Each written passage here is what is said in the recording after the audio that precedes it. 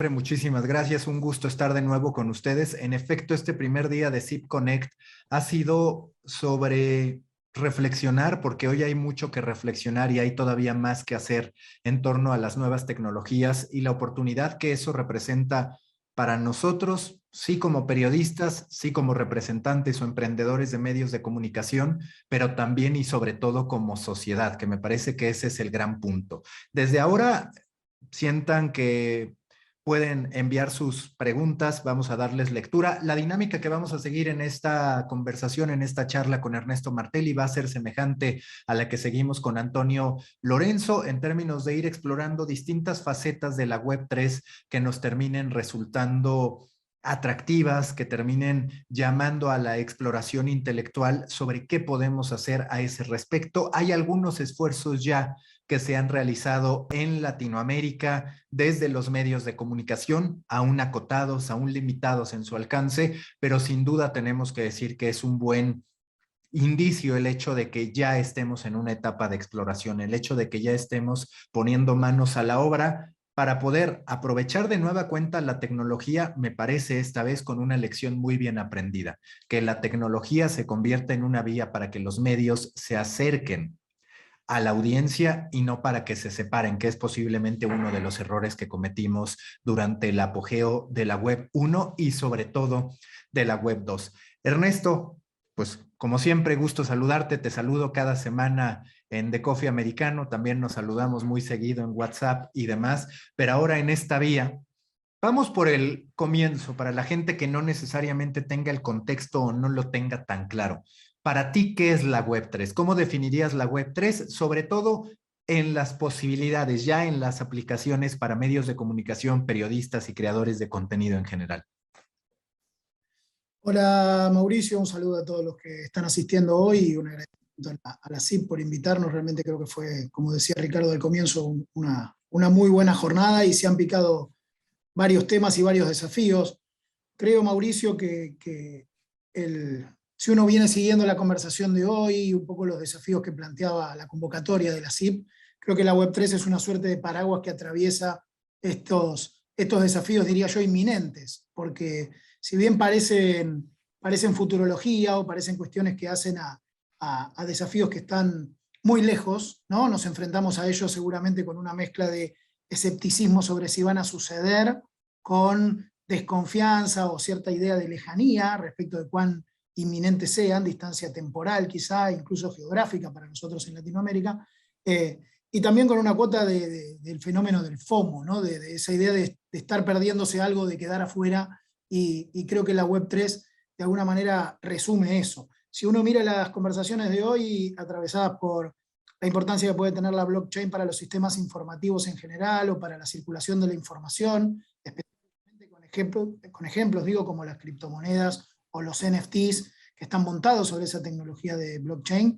creo que claramente muestran, como contaba recién Tuto y el proyecto de Bob, una oportunidad grande para los creadores de contenido en general, sin dudas. Es una oportunidad enorme y ya se está viendo con los NFT, después hablaremos de ejemplos y seguramente vos tengas muchos también, Mauricio, de esa aplicación para los creadores de contenido artísticos, musicales, deportivos, periodísticos, pero también para quienes intermediamos, ¿no? Se supone que la Web3 trae, al menos como promesa, y creo que es importante decirlo así, hoy la Web3 son promesas respecto de cómo evolucionará la web que conocimos, o conocida como Web 2.0, muy basada en las plataformas, a una promesa de descentralización, de contratos inteligentes que permitan quitarle poder a las capas intermedias y alojarlo directamente en los usuarios o en los creadores de contenido y en una compensación más directa, en todo caso, ecuaciones más directas es lo que prometen entre quien crea el contenido y quien lo usa, y me parece que las oportunidades están. Yo creo que también, ahora lo charlaremos, iremos a detalles, me parece que lo que nos trae la Web3 en este marco que une, si se quiere, ciertas cuestiones del metaverso con lo que decíamos recién, la blockchain y los usos que pueden tener tanto las criptomonedas como los NFT, son por ahora promesas y un territorio enorme para experimentar y ponernos rápidamente al día. Creo que lo que vos decías de sumergirse en estos temas con vocación y con curiosidad, ¿no? Me parece que hacen también al estatus general de los medios y un poco la tremenda respuesta que hay hoy en la CIP de la audiencia y de quienes están participando muestra eso, ¿no? Una necesidad de subir rápido o de entender rápido y en todo caso empezar a probar y experimentar lo que la Web3 promete o en todo caso ofrece como terreno, ¿no? Y que como lo platicaba con Antonio Lorenzo, muchas veces cuando surge algo pensamos que es un invento de los multimillonarios para poder plantear una potencial solución. Pero lo cierto es que en digital, estarás de acuerdo, Ernesto, la web 1, la web 2, la web 3, sí ha ido creándose a partir de necesidades que identificamos. Digamos, en la web 1, lo cierto es que vivimos mucho un traslado bastante fiel del medio tradicional al medio digital. Cambia por ahí la inmediatez y por ende la cantidad de contenido que se produce, la exigencia en ese sentido de hacer al momento, pero digamos que para el consumidor, para el usuario, no cambiaba tanto. El usuario se limitaba a leer, le daban una noticia y básicamente dependía todavía de ahora más intermediarios, digamos, ya no tan poquitos, hay más intermediarios, pero no se daba tanto una conversación horizontal. Sí se daba entre ellos a través de los foros, pero básicamente era el medio de comunicación con el poder de seguir distribuyendo sus historias. Luego nos vamos a la web 2, que la web 2 ya empieza a ser conversada, pero derivó en una conversación un tanto disfuncional, desde las redes sociales, sin muchos filtros, con mucha problemática para asignar responsabilidades, toma a las personas que se convierten en celebridades con esta postura de muy cómoda, por cierto, de a veces decir, oye, pues yo estoy opinando como cualquier persona lo puede hacer, pero cuando les conviene también actúan como empresas. Digamos que la web 2 todavía no terminaba de asumir que cada persona era un negocio o una potencial empresa en sí misma, y eso nos lleva a la web 3, que la web 3 resuelve por ahí dos problemas fundamentales. El primero es la concentración de poder en esas plataformas que hicieron el rol de los medios de comunicación, pero con una distribución mayor, que son las redes sociales. Es decir, ahora en vez de que alguien, cualquier persona quisiera publicar o tuviera que pasar por publicar por La Nación, por Clarín, por el New York Times, pues empezó a utilizar esos macromedios de comunicación llamadas redes sociales. Las redes sociales se adueñan no solo de la cancha, que es su plataforma, sino también de las reglas de las mismas, y entonces empieza a haber una ruptura. Y por el otro lado también, la web 3 se plantea resolver una problemática que es cómo procurar una relación de largo plazo entre los creadores, las organizaciones, los colectivos y sus audiencias. En la web 2 empezamos a tener estos indicios de las audiencias apoyando a los creadores de contenido, pero mucho en un nivel de, ok, tú haces esto, yo voy a pagar por esto que me estás entregando, y básicamente hasta ahí llega nuestra relación.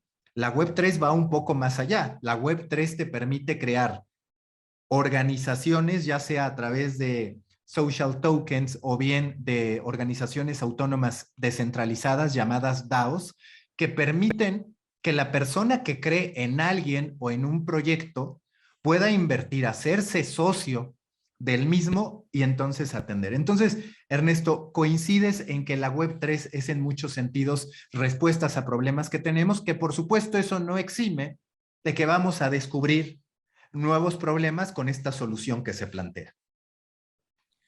Sí, exacto, coincido y te agregaría ese detalle final. Creo que hay a ver, hoy nos planteamos y en este foro nos preguntamos sobre los desafíos de los medios. Creo que hoy la Web3 tiene todavía sus propios desafíos que hacen a su propia configuración. Es decir, hay una cantidad de enunciados, como vos decías, de sistemas descentralizados de organización, las DAOs, que en lo enunciativo, incluso en la buena disposición de cómo están planteados esos contratos inteligentes, pueden traer algunas soluciones a lo que vos planteabas. Sin embargo, creo que hoy está más allá de la cuestión financiera, de los grandes venture capitalists que fondean estas decisiones o estos rumbos, creo que está en configuración todavía eso, ¿no? Y creo que ahí hay parte de la respuesta para los medios, en la medida en que creo que cómo se vayan resolviendo cuáles son las nuevas intermediaciones que traerá o cuáles son los nuevos espacios de configuración. Hoy hablaban de la interoperabilidad en el metaverso, cuestiones que no han estado todavía resueltas y que cómo eso vaya evolucionando, y no creo que los medios no puedan ser actores de esa evolución, creo que tienen una responsabilidad y una función en serlo, en incentivar algunas cuestiones que hacen a la descentralización o la interoperabilidad. Digo, me parece que en todo caso hay desafíos que se van a ir configurando en función de cómo se resuelvan esas tensiones o cómo sean de eficaces en la Web3 las soluciones a esos problemas que vos planteabas. Sí creo que el escenario en ese sentido promete, al menos, o enuncia soluciones contundentes a problemas que la Web2 no ha podido resolver. Y a este respecto, a mí me gustaría hacer repaso, un repaso sobre lo que han hecho los medios en la Web3, particularmente con los NFTs. ¿Por qué? No porque los NFTs sean hoy un término de moda, en tendencia, que ya incluso en Estados Unidos empieza a caer, digamos, esa expectativa, empieza la gente a ser un tanto más cautelosa en lo que invierte después de un boom a ese respecto, sino porque vemos en los NFTs, o cuando menos yo así lo veo, la posibilidad de que se vuelva a valorar el contenido unitario. ¿Qué termina pasando? Que antes tú tenías el periódico y entonces cuando salía la portada de un suceso histórico, todos lo que hacíamos era, oye, yo quiero la portada de ese periódico, la quiero atesorar. La última portada que yo quise atesorar de un periódico fue cuando me tocó cubrir el Alemania-Brasil, que termina Brasil totalmente humillado. Esa portada la quise, pero digamos que ya no es algo que ocurre tanto en estas épocas. Entonces, ¿qué pasa? Que con los NFTs, el valor percibido por el contenido unitario termina regresando. Y eso puede ser muy positivo para cuando el New York Times tenga algo que contar que amerite la pena, para cuando la nación tenga momentos particulares que ya sea por una portada o ya sea por una pieza de contenido específico quieran lograr. Ya desde ahí podemos hablar de un reposicionamiento del medio de comunicación y el valor con el que la gente lo va a estar percibiendo. Si vamos muy rápido a un repaso, no voy a dar todos los detalles, pero en Storybaker estamos preparando un descargable sobre la Web3. Tenemos en marzo del 2021 a la revista Time subastando 3 portadas de distintas revistas, una del 96, otra del 2017 y una más del 2021, que fue justo cuando lo lanza. Una de ellas se subastó por $144,000. La segunda, la de 2017, por $88,000 y la tercera por $171,000. Luego nos vamos, en ese mismo mes, AP lanza también una imagen del mapa del colegio electoral desde el espacio que se termina subastando por $176,000. Si nos vamos al New York Times, otra vez se pone en otro nivel con una columna que literalmente compra esta columna en blockchain, era pues, simple y sencillamente una estrategia para validarlo y termina vendiéndose por $560,000. ¿Qué ha pasado en Latinoamérica? A ver, en Latinoamérica tenemos el caso de un medio mexicano que se llama Spoiler Time, que cubre la cultura pop, la cultura del streaming, es decir, los estrenos de Netflix, los estrenos de Amazon Prime Video, los estrenos de Apple TV Plus, en fin. Ellos lanzaron una colección que se llama Pequeños Villanos o Baby Villains, que tienen versiones, como su nombre lo indica, de Bebé Guasón, Bebé Cruella de Vil, Bebé Thanos, Bebé Harley Quinn y demás, y tienen esta colección. Evidentemente, lo recaudado hasta el momento es bastante menor, estamos hablando de $800. También en el caso de Factual de distintas latitudes, trabajaron una investigación sobre repartidores y terminaron lanzando los repartipunks. En este caso, los repartipunks de lo que iban era de generar NFTs relacionados a los repartidores de Rappi y demás para poderlos subastar. Recientemente, ya en este año, en estos días, la periodista mexicana que lo mencioné durante la conferencia pasada, Lolita Ayala, que fue una figura televisiva en Televisa, en el canal de las estrellas, durante muchísimos años y que ahora, digamos, pues ha perdido relevancia, hace años ya que salió de la televisión, lanza su colección de NFTs para toda América Latina y está llamando la atención, se ha reposicionado a partir de ello. Ya que hablamos de lo que ha hecho Latinoamérica, los medios latinoamericanos en materia de NFTs, estos son algunos de los casos. Me gustaría, Ernesto, que tú les contaras el proceso, el resultado y cómo fue que se gestó la idea de llevar la primera colección de NFTs de un legacy media o de una marca muy reconocida en Latinoamérica en el terreno de los NFTs. Gracias, Mauricio. Agregaría un detalle previo cuando describías la evolución de los precios. Creo que es muy importante lo que dijiste al comienzo y parte de la base de lo que trabajamos como experimentación en el lanzamiento que hicimos en La Nación, que es concentrarse en el valor.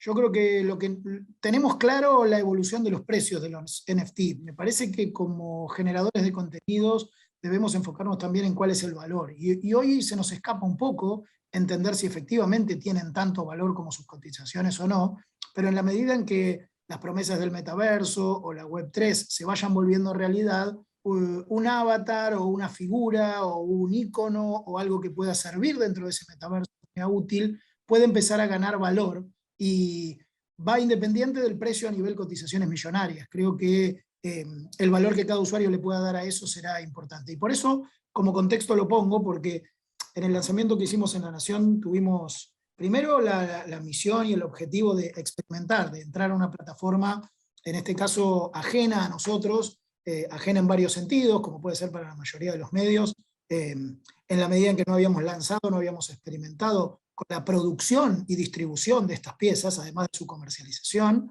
Entonces te diría que el primer foco fue identificar si teníamos en nuestra generación de contenidos algo que pudiera convertirse en NFT. Es decir, partimos de la vocación de experimentar y después de identificar si había algo, ¿no? Y queríamos salir un poco de la idea de las portadas o de las ideas un poco más convencionales, y en el trayecto nos topamos con un proyecto de producción hacia fin del año pasado, que eran los personajes del año, una suerte de anuario digital interactivo que teníamos, que sacamos todos los años, y que tenía entre sus figuras dos destacadas personalidades del tercer sector, del mundo de la participación solidaria, dos beneficiarios de dos ONG.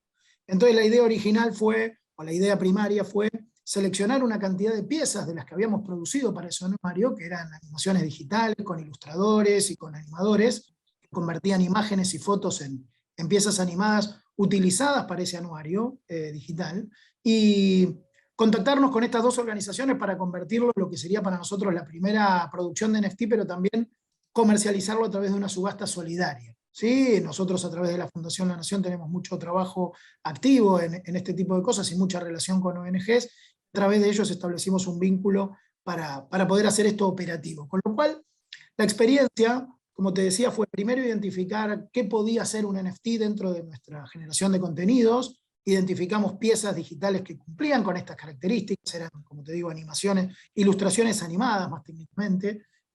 Ahora voy a pasar los links a todos para que vean, en todo caso, los quienes no lo hayan visto, qué tipo de piezas eran. Y lo que me parece importante es, como era una experimentación y nuestra vocación era tratar de comprender, entender, ejecutar, estar en el territorio, ¿sí?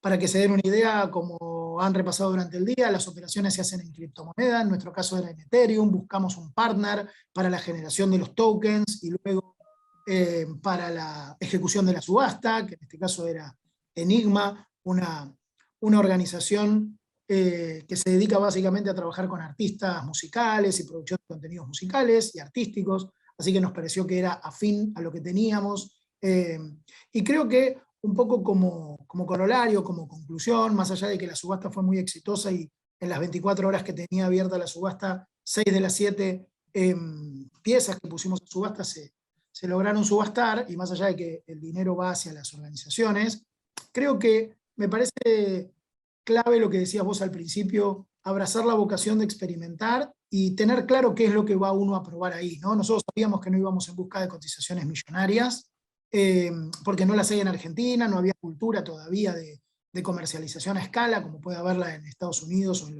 o en los sitios más prestigiosos, si se quiere, de generación de NFTs, y que éramos un extraño en ese mundo, ¿no? La Nación en todo caso era un jugador no solo nuevo, vos decías un medio legacy, ahí era todo lo contrario, ¿no? Ahí éramos los aprendices de un lenguaje, de un modo de operación, de intercambio de dinero fiat con billeteras de criptomonedas, de digitalización y creación de tokens de lo que eran para nosotros ilustraciones digitales convencionales, con lo cual el proceso de aprendizaje tuvo varias facetas y rescato eso que decías vos, la idea de que siempre, al menos desde una perspectiva de innovación, de experimentar vale por sí, ¿no? Y me parece que en todo caso, en el caso de que sea una acción solidaria, le agregaba el hecho de que no estábamos buscando una rentabilidad, sino también mover un poco el asunto y lograr aprender.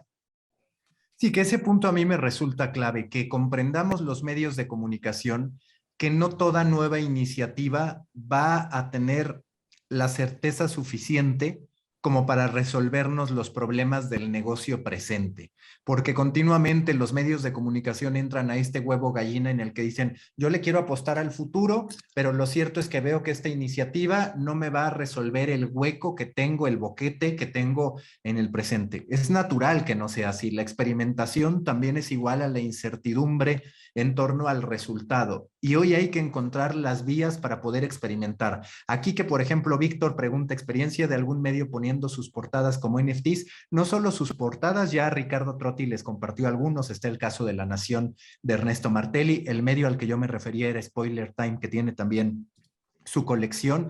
Quartz, por ejemplo, también lo tiene. AP lanzó la agencia, además de esta imagen desde el espacio del mapa electoral y demás, que además vinculó una serie de datos vía inteligencia artificial, también lanzó su propio marketplace, mismo caso que Volt by CNN. Entonces, ahí también encontramos ejercicios de Playboy, ejercicios de Vogue en Singapur. La realidad es que cada vez los medios están más activos a ese respecto y dándose cuenta de cómo pueden experimentar. Ahora, Ernesto, también hablar de cómo la Web3 representa la oportunidad. Y les quiero recordar que en cualquier momento pueden hacer preguntas, tanto a Ernesto como a mí, de la Web3, del caso particular de La Nación, de lo que ustedes quieran, está abierto el espacio. Más allá de los NFTs, que es, digamos, una de las formas más visibles de la Web3, una de las formas más comerciales, tenemos que ver la Web3 como la gran oportunidad de colaborar. Históricamente, ayer lo platicaba con Adrián Amado en un episodio que está próximo a publicarse, los medios de comunicación y los periodistas en lo particular no han sido tan buenos para conversar con las audiencias. Nos cuesta trabajo entender que esa autoridad que teníamos al momento de informar hoy se ha reducido para que estemos en una horizontalidad que lleva a que la gente pueda ser parte de las historias. Bueno, pues déjenme, les cuento que hay una serie más o menos del estilo South Park que se llama The Gimmicks, que acaba de lanzar su propia colección de NFTs. Y esta colección de NFTs es interesante, no tanto porque pues tú puedes comprar NFTs de los personajes, que en este caso son luchadores de lucha libre, sino que eso te da derecho a tú poder participar en votaciones para determinar el desenlace de cada uno de los episodios. Entonces estamos entrando a una etapa en la que desde distintos medios de comunicación nos podemos plantear. Supongamos que llega La Nación y dice, yo voy a vender NFTs relacionados a deportes. Y quiero que la gente que compre esos NFTs tenga el derecho de decidir qué tipo de historia quiere ver, cuál es la siguiente historia que quiere ver, y no solo eso, quién la quiere contar. Cada vez vamos a estar más ante este tipo de ejercicios comunitarios, no solo al momento de publicar el contenido, sino también antes de siquiera haber hecho el contenido, que si lo pensamos es algo que hoy ya hacemos en ocasiones en Twitter de, oigan, díganme cuáles son las 10 películas que a ustedes más les han gustado sobre este tema. El periodista o el creador de contenido se nutre de esas respuestas y lo plasma en una pieza de contenido. Bueno, pues ahora a través de los NFTs lo que ha de quedar claro es que muchas veces no se trata del valor percibido inmediato sobre, por ejemplo, la portada o sobre lo que se tiene, sino sobre el valor potencial que pueda tener apoyar a un creador o a un medio de comunicación. Y ahí es donde me parece que está la clave de cómo vamos a entrar a una dinámica donde ya no solamente es el usuario aplaudiendo el contenido que hace el medio de comunicación, que es lo que hoy tenemos, sino una construcción simultánea de las piezas de contenido. ¿Qué es lo que tú más te ha inspirado, lo que a ti más te ha inspirado sobre la Web3, donde dices, aquí hay una gran posibilidad de no solamente poner estas colecciones de NFTs que tienen buenos, malos, medianos resultados, sino de los pasos hacia adelante, lo que puede habilitar la Web3? Sí, me parece muy bueno lo que conversábamos en las primeras sesiones del día de la CIP de hoy, porque creo que al haber un universo temático nuevo con el alcance tan vasto que tiene o tendría la Web3, creo que la capacidad de los medios de informar, de curar la información, sobre todo en un territorio que se ha vuelto muy desconfiable y legítimamente desconfiable por los usuarios, porque al ser no solo novedoso, sino también un poco difícil, no diría críptico, pero sí arduo de entender para el usuario común, en muchos casos la información confiable se vuelve necesaria, quien ordene qué es lo valioso que puede haber dentro de ese universo, tanto para lo que sería el B2B, es decir, para las organizaciones que allí están, como para los usuarios en general o B2C, creo que el rol, decíamos hoy, lo decían ustedes, del corresponsal no solamente, sino de ser un medio informativo confiable que difunde información de todo tipo de lo que allí sucede, digo, a nivel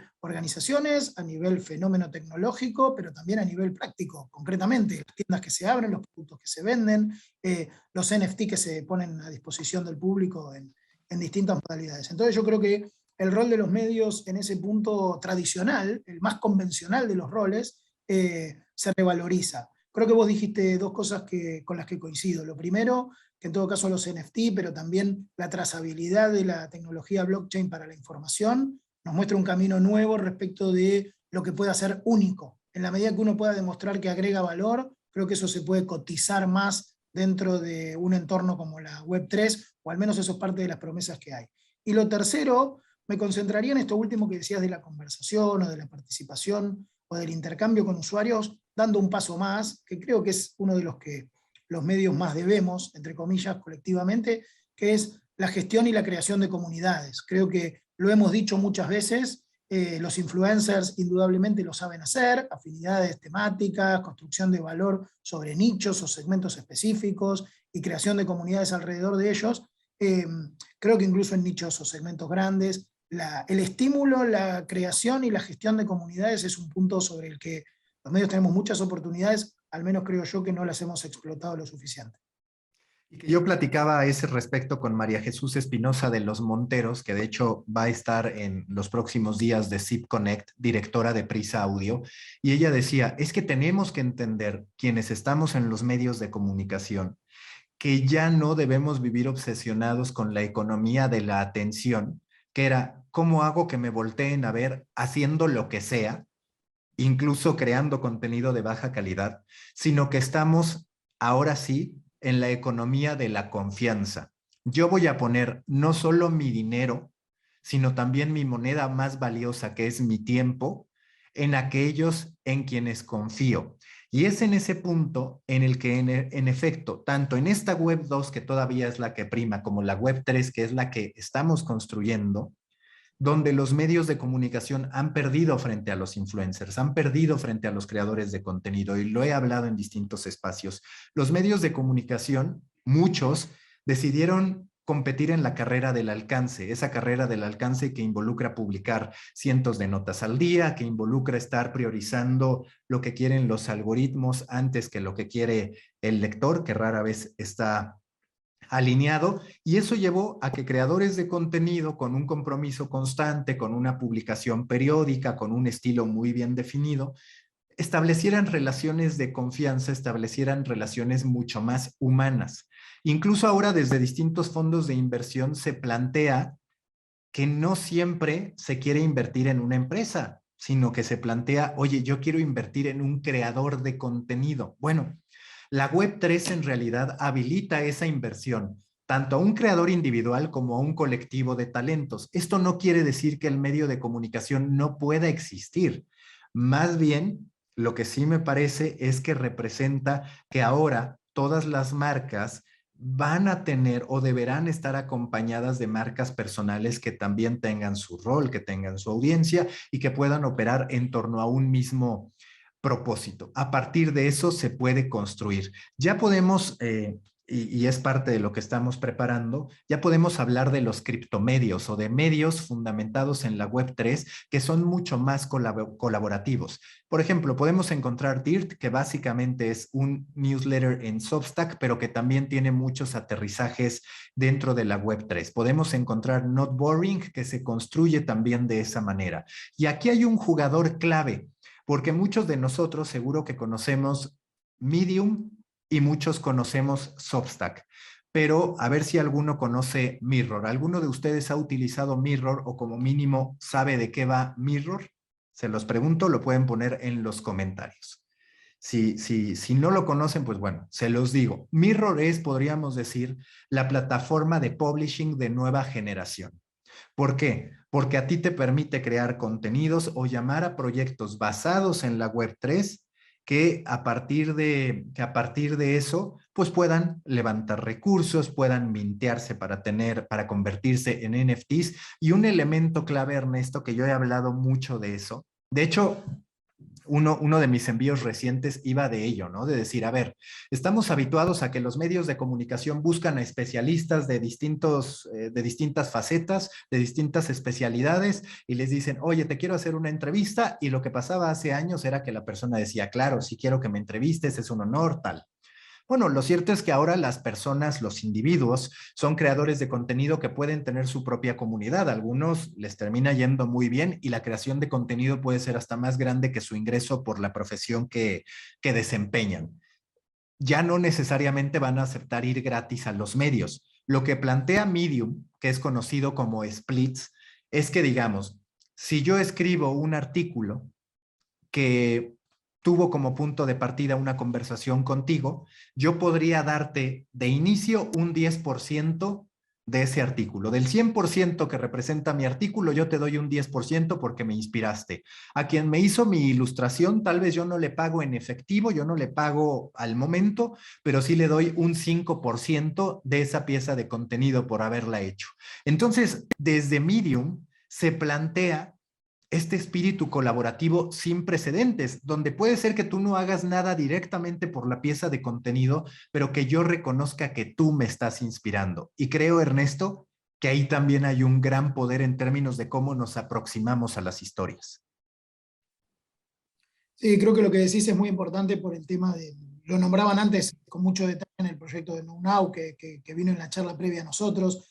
Creo que los modos de compensación, un poco lo decías vos también, creo que la Web3 trae una descentralización en muchos aspectos y seguramente traiga, no lo vemos todavía hoy, centralización en otros, ¿no? Y creo que en ese punto todavía no está claro. Ahora, ese arbitrio de la compensación, incluso parcial, a los distintos contribuidores de una cadena percibida como de valor por los usuarios, ¿sí? En la que los usuarios o llegan de manera masiva o llegan en cantidad o le asignan mucho valor a una unidad, como hablábamos en el caso de los NFT, trae para esa cadena de productores, ¿sí? De generadores de contenido, como lo llamamos hoy, o creadores dentro de la Creator Economy, una posibilidad de compensaciones a través de la blockchain que identifique los aportes, que haga un traceo de los aportes y los compense en consecuencia, muy distinta a lo que estamos viendo hoy. Ahí veía que José Luis López agregaba un tema o retomaba el tema de la confianza. Yo creo que en un escenario, sobre todo, como considero yo, primitivo, ¿no? El estadio primitivo de la web el desarrollo de confianza va a ser fundamental. En la medida en que uno deposita confianza, como vos decías, de dinero o eventualmente de tiempo, y valiosas ambas. Y creo que los medios tenemos un rol ahí, más allá de la intermediación informativa. Creo que la cuestión de la confianza ha regresado, como regresó, vos decías, el valor de la pieza única con los NFT, porque asomarse a un universo tan nuevo va a requerir de esos puentes de confianza, ¿no? Quien te acerque, quien te guíe, quien te oriente. Y me parece que en muchos aspectos los medios de comunicación tenemos oportunidad, o al menos representa un interesante desafío desde ese lugar también. Sí, por ejemplo, aquí con el comentario de José Luis, yo coincido en que hay una idealización de los creadores de contenido y ya nos vamos dando cuenta que no siempre es mejor un ecosistema de creadores de contenido que un ecosistema de medios, porque ya hemos recibido reportes, leído reportes de cómo la Casa Blanca le da un brief muy particular a influencers en TikTok para que culpen a Rusia, en este caso, de lo que se está viviendo y se le señale de ciertas cosas, así como también propaganda de creadores rusos que atienden a intereses del gobierno. Es decir, la creator economy no está exenta de las mismas problemáticas de credibilidad que tienen los medios de comunicación, pero donde sí creo que los medios de comunicación han sido superados por los creadores, es que los creadores por sus propias limitantes hacen menos, pero empaquetan mejor. Es decir, la comunidad de un creador de contenido sabe que esa persona va a publicar un video cada determinado tiempo. Ese video tiene determinada identidad, determinado tono y determinado mensaje.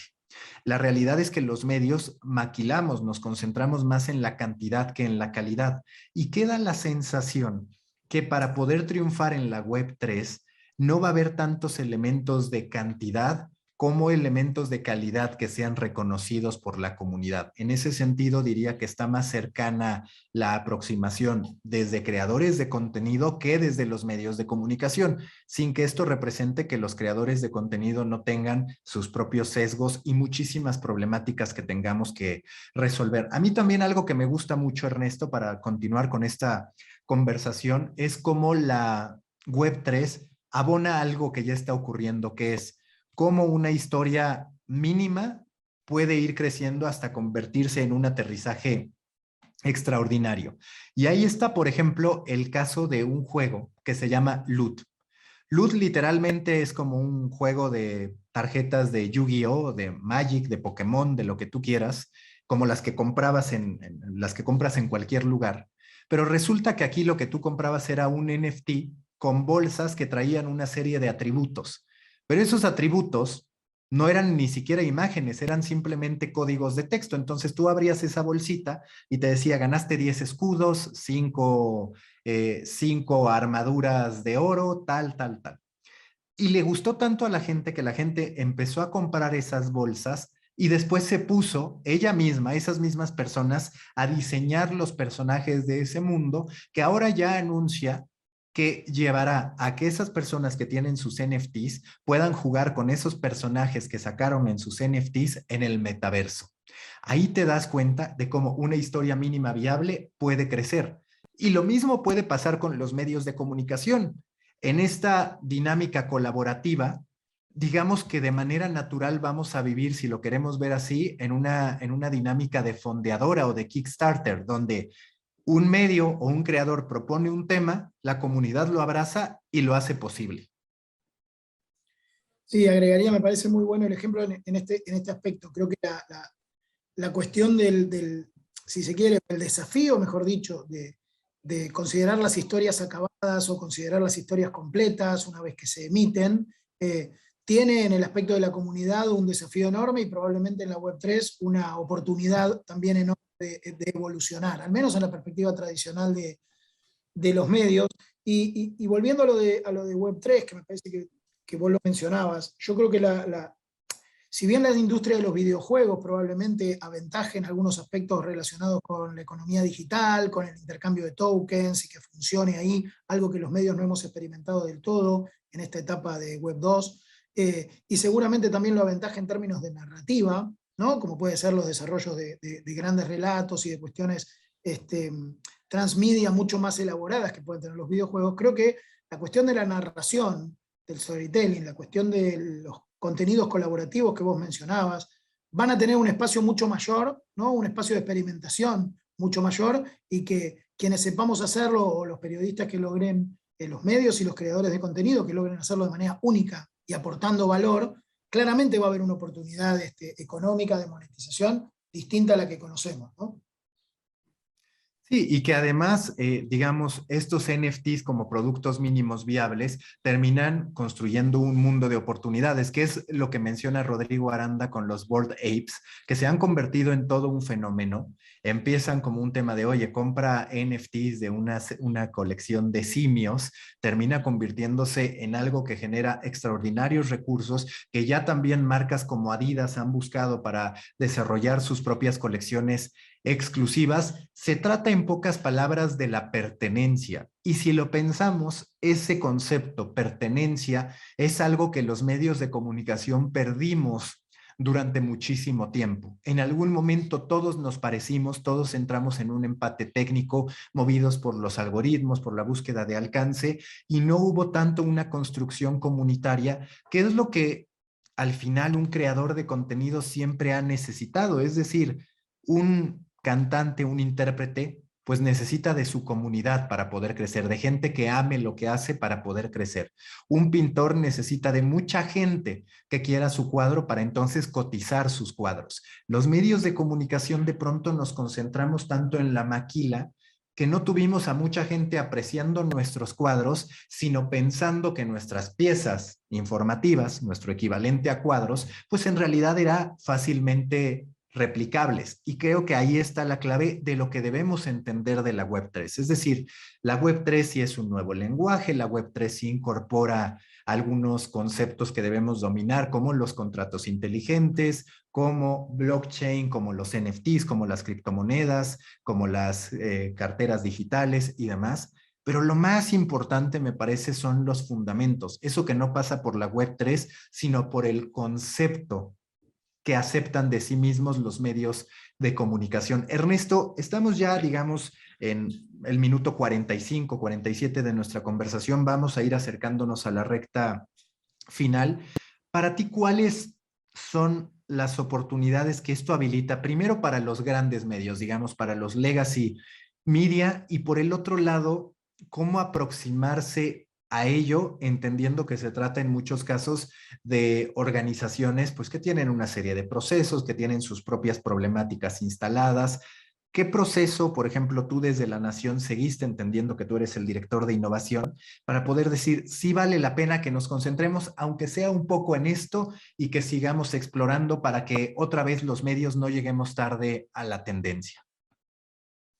Sí, yo creo que algunos de los puntos los fuimos repasando. Me parece que una vocación de experimentar es clave porque hay muchas reglas que, como decías, están inciertas, están en construcción, y la mejor manera de contribuir a su construcción es participando, en todo caso estando dentro y entendiendo qué rol uno puede jugar, y eso se logra mejor haciendo que mirando. Así que en ese punto me parece que la experimentación es clave. Segundo, vos decías recién el tema de la comunidad. Yo creo que hay mucho que aprender de la Web 2, sobre todo de lo que fueron los creadores de contenido o la Creator Economy en general, eh, en la cuestión de la confianza que mencionábamos, en la cuestión de la generación de comunidad y de la gestión de esa comunidad basada en confianza, en credibilidad, y en un tercer aspecto que para mí es fundamental, que es identificar dónde uno aporta valor. Yo creo que a veces nos perdemos en la cotización, en los precios, y perdemos de vista la cuestión del valor, y creo que lo que decías del ejemplo de si estamos en la economía de la atención o en la economía de la confianza, yo creo que valor se aporta de muchas maneras: información creíble, información confiable, curación, creación de comunidad, gestión de esa comunidad basada en la confianza. Indudablemente son activos que los medios tenemos o podemos desarrollar, que hemos tenido y que debemos cuidar, y que en todo caso, si logramos convertir eso en valor, como decía recién, seguramente podemos convertirlo también en negocio en el nuevo entorno, que lo va a demandar y mucho a esos activos, como el de la confianza que decíamos, el de la información creíble, y también el de la capacidad de pensar distinto y entender cómo aportar, ¿no? Creo que se viene un momento también donde se dibujan los roles entre los productores de contenido y los intermediarios. El ejemplo de la plataforma que presentaban antes y muchos de los que vos nombrabas lo tienen eso en consideración. La Web3 lo favorece o lo posibilita de una manera más radical, así que creo que va a ser eso también parte de los desafíos que se avecinen, y un entorno desafiante también en lo creativo. Creo que eso es muy valioso para empresas de medios, más allá de los roles que cada uno tenga. Creo que son empresas que están cerca de la industria del conocimiento, y eso sigue teniendo mucho valor. Y una pregunta más de mi parte, Ernesto. Desde tu perspectiva, ¿qué podemos hacer los medios de habla hispana para que no se trivialice desde las audiencias la Web3? Porque digamos que la gran mayoría de los medios estamos concentrados en, este meme se vendió en cientos de miles de dólares y le damos un tratamiento simpático que trivializa la Web3 y luego nos quejamos de que la gente quizás no participe como quisiéramos en la subasta de NFTs más serios, pero lo cierto es que atacamos la parte cómica, la parte viral, la parte curiosa de la Web3 y no tanto la explicación de lo que está ocurriendo con la Web3 como incluso una necesidad social. ¿Existe ahí una responsabilidad compartida en términos de cómo nos trasladamos a la tendencia con información y no desde la ignorancia? Porque sí me parece que los propios medios contribuimos a que la gente vea con frivolidad el metaverso, a que la gente vea con frivolidad la Web3, a que la gente se burle de los que invierten en las criptomonedas. Es decir, no hay un proceso, digamos, o no hay un contenido habitualmente, quiero decir, en el grueso de la oferta, que sea didáctico a ese respecto. Y yo insisto mucho en cómo hoy la sociedad tiene una necesidad, ya en todas las edades, no solo los niños, sino en todas las edades, de contenido que en verdad le explique el contexto en el que está viviendo. Sí, creo que anticipé mi respuesta. Creo que no hay una única respuesta para el desafío que planteás. Creo que es un desafío muy serio y muy oportuno discutirlo. Creo que anticipé mi respuesta cuando decía debemos concentrarnos más en el valor que en el precio, porque mi sensación es que perdido detrás de la cotización, digo, puede haber desde efectos burbuja o hipótesis del tipo de influencias bursátiles, a también efectivamente usuarios que encuentran un valor en algo. Y me parece que si nos concentramos mucho en el precio, en el récord, no terminamos de explicar el valor que puede estar encontrándole a alguien a un uso como puede ser el de un NFT o el de una pieza única digital, y muchas otras cosas. Creo que, digo, para un chico que juega videojuegos, ganarse, vos decías antes, crear su propio personaje del juego, es un premio de un valor incalculable para quien no participa, ¿no? Digo, y que en ese entorno tiene un valor que intrínseco muy alto. Y creo que a veces perdemos de vista eso en lo que vos llamás frivolización, con lo que coincido, porque creo que perdemos de vista algo que también hace a nuestra tarea, que es aportar valor, ¿no? Y creo que también en ese punto es una buena idea a recuperar, ¿no? Tratar de entender siempre en la cadena cuál es el valor que uno está aportando. Si uno simplemente aporta el valor frívolo de un récord, o si en todo caso uno puede aportar a la comprensión más holística o más profunda de un fenómeno, ¿no? En este caso puede ser el metaverso o la economía que funciona dentro de la cadena de bloques, dentro del blockchain. Aquí César Sánchez dice, si entiendo el papel de los medios es educar, informar, entretener y generar de alguna manera conciencia social. Entonces la web 3.0 es más una herramienta para generar ingresos con cualquier tipo de contenido. Si quieres, da tu respuesta, Ernesto, y luego yo complemento. Sí, a ver, si coincidiéramos con la definición de cuál es la función de los medios, creo que en el metaverso y en la Web3 en general hay muchas más funciones que la que describían recién. Creo que están, como decía antes, en un estadio muy primitivo, porque hoy cuesta imaginarnos el funcionamiento del metaverso más allá de lo que entendemos hoy en el videojuego, y creo que tiene prestaciones mucho más amplias en función de cómo pueda desarrollarse. Así que me parece por lo menos aventurado limitarlo. Sí, es cierto que son promesas que veremos si la cumple, pero creo que tenemos mucho más rol que el que describía. No lo nombro porque no sé, no tenía el nombre. César. César, Sí. formulada la consulta. Sí, yo coincido, porque ya incluso hay algunos ejercicios donde se utiliza blockchain para garantizar que una investigación periodística no desaparezca. ¿Qué termina pasando? Que, por ejemplo, yo las columnas iniciales que publiqué en Medio Tiempo cuando tenía 18 años, hoy no existen más por cambios que hicieron los programadores, cambios de código y demás, que se perdió ese contenido. Hoy ya hay distintas organizaciones que lo que hacen es volcar sus investigaciones periodísticas en blockchain para evitar que se pierdan ante cualquier tipo de falla o hasta de ataque. Entonces, eso me parece bastante positivo. Segundo, Jack Dorsey, antes de salir de Twitter, hablaba de lo útil que sería descentralizar Twitter y descentralizar las redes sociales. ¿Por qué? Porque dentro de blockchain, cada acto que nosotros hacemos termina representando un nodo. Y ese nodo, con que nosotros cambiemos una letra o hagamos una modificación, termina siendo otro nodo, lo que nos permitiría rastrear quién fue el creador de origen de un contenido, cómo viajó ese contenido, de qué manera fue manipulada y demás. De hecho, una de las imágenes que a mí más me gustan de la Web3 es la diferencia en los metadatos, que eso también lo plantean desde Mirror. Por un lado está una imagen en la web de ahora, digamos, en la web 2 y la web 1, que básicamente era, ok, es este tipo de imagen, fue publicado aquí, listo. Y en algún punto se perdía ese sentido de propiedad.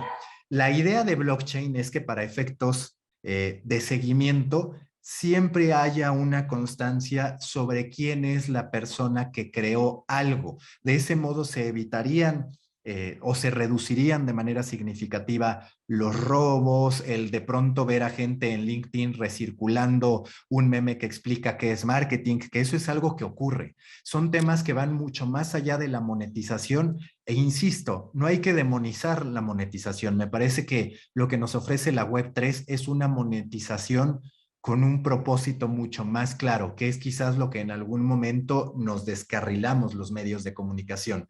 Teníamos o decíamos tener un propósito, pero el modelo de monetización se fue hacia el otro lado y entonces ya nos costó trabajo alinearlo. La Web3 nos presenta esa oportunidad de alinearlo. No sé si quieras cerrar con algo, Ernesto, para ya darle paso a Ricardo, a ver si es que tiene alguna pregunta. No, creo que de mi lado está ok. Pues listo, Ricardo, muchísimas gracias. Gracias a ti, Mauricio, como siempre, excelente conductor y tratando de sacarle el jugo a Ernesto y aportando el tuyo, que no es para menos. Ernesto, un poco con la experiencia de NFT, me da la sensación que hay como dos audiencias, ¿no? Una audiencia que los medios no la vemos mucho, como nos pasó con los eSports, que no entendemos que hay una audiencia joven, que maneja el tema de NFT, en este caso comprando, vendiendo con criptomonedas, etc. Y que no es la audiencia tal vez del diario, al menos el grupo grande de lectores de un diario como La Nación. ¿Cómo es esa conversión con el trabajo que han hecho ustedes? ¿Cómo buscan convertir a la gente de los NFT que no les gusta leer, que no les gusta mirar en medios, en desktop?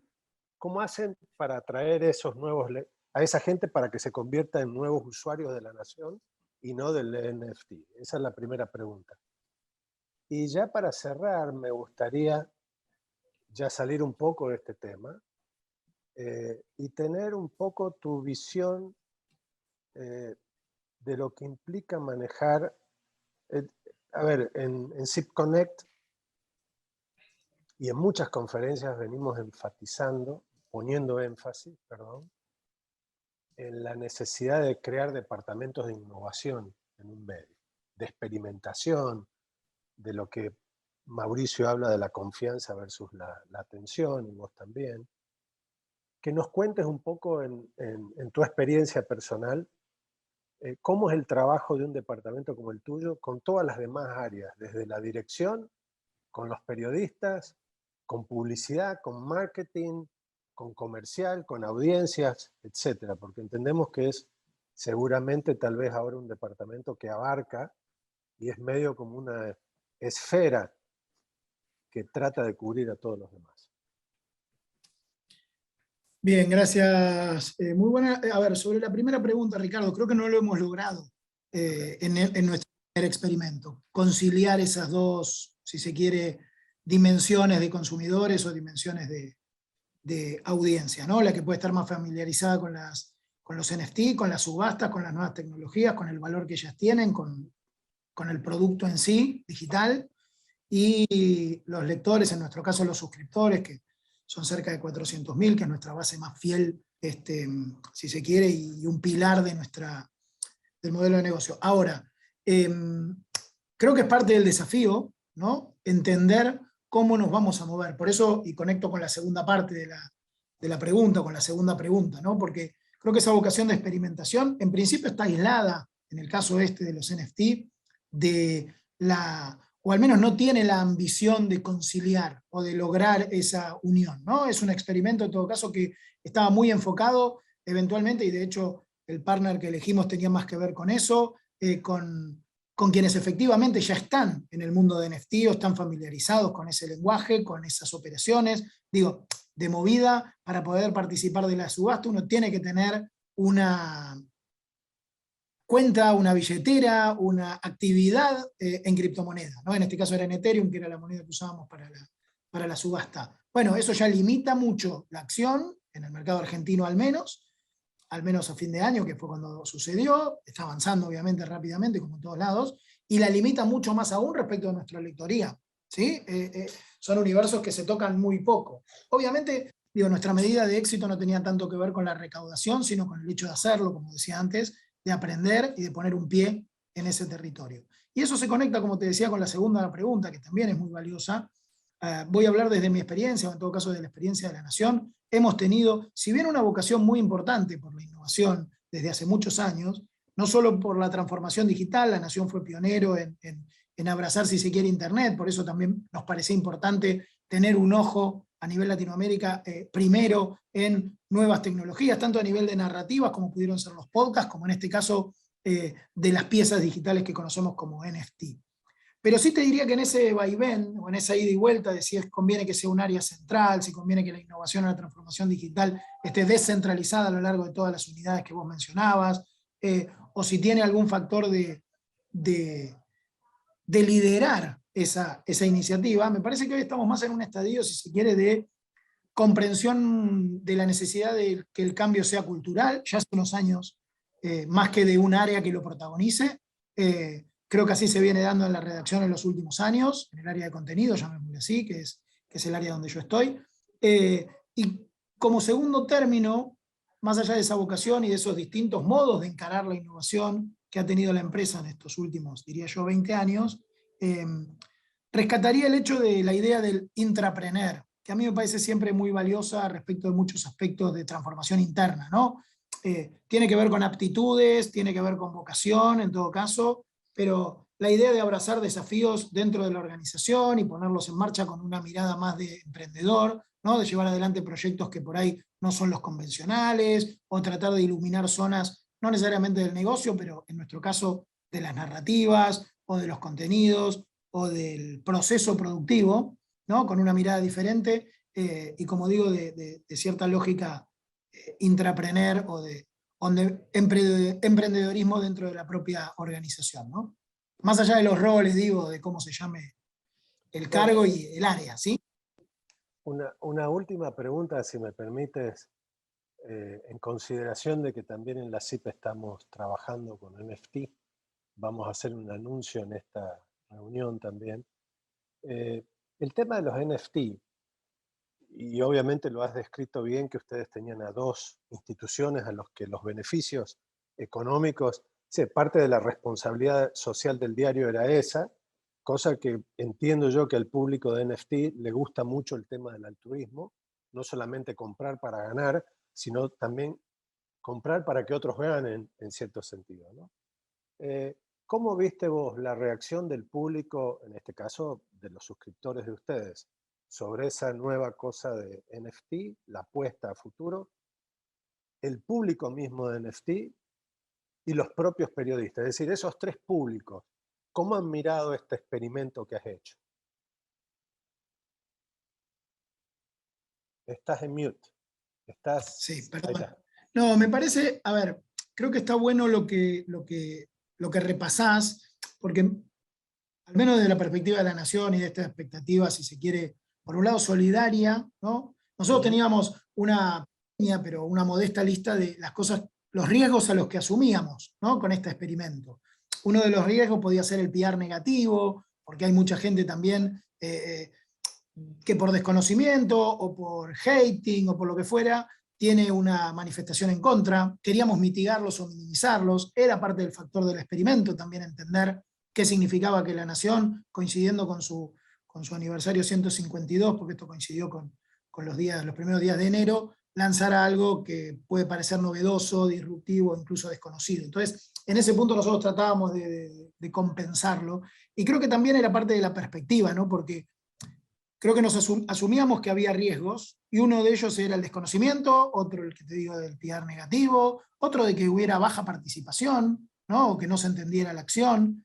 Afortunadamente, creo que el factor solidario fue un driver importante en los tres frentes, ¿no? Okay. Porque nos faltó quizás un poco, y esto lo tenemos en la lista de los pendientes o del debe, de la acción, cuando hacemos balance, y creo que hubiera sido clave, mayor compromiso de los protagonistas. Para definirlo rápidamente, nosotros subastábamos piezas para las que tuvimos que conseguir autorizaciones varias en términos legales para convertirlas, mintearlas y convertirlas en piezas NFT, que eran los que habían participado del proceso de ilustración, de las imágenes, y también los protagonistas de la ilustración, que eran figuras de la Argentina como de la música, Nicky Nicole, o algunos cocineros que participan en la televisión y que son destacados también por su prestigio, a quienes participamos de esta acción solidaria, invitamos a participar en tanto eran los protagonistas de la pieza, ¿sí? Creo que nos faltó un poco de compromiso de ellos, o de haber tenido más tiempo para transmitirles a ellos la importancia que tenía que ellos empujaran la acción para que tuviera mayor resultado económico para las organizaciones que eran beneficiarias. Pero me parece que en ese balance se conecta esto que vos decías de lo solidario fue un acelerador en muchos aspectos de la posibilidad de hacerlo y de mitigar riesgos negativos. Perfecto. Sí, en el hecho de pensar, como lo veníamos hablando también durante el día, que no solamente esto va a la monetización de los contenidos, sino también al fortalecimiento de la marca, digamos, en este caso de la nación y del trabajo tan importante para la democracia como hace el periodismo de la nación y otros medios, ¿no?